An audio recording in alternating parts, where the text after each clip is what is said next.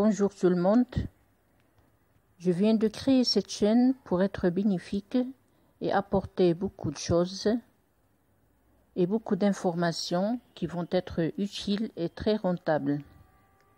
Je l'espère bien. Je vais commencer tout d'abord par la nutrition. Et je vais parler aujourd'hui de la banane.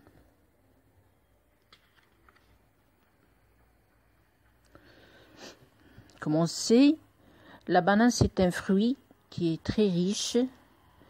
Elle est très riche, premièrement, en vitamines A, B, C et E.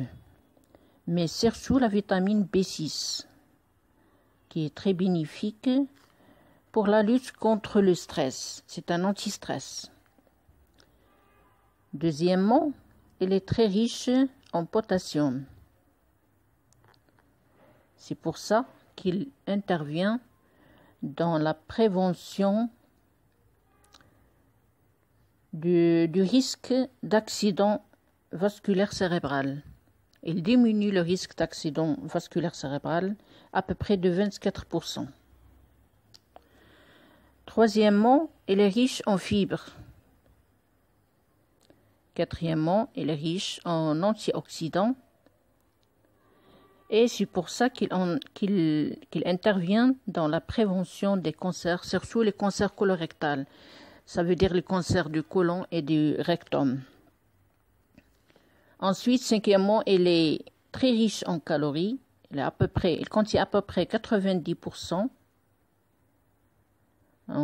Sixièmement, elle est riche en glucides, mais sous forme d'amidon.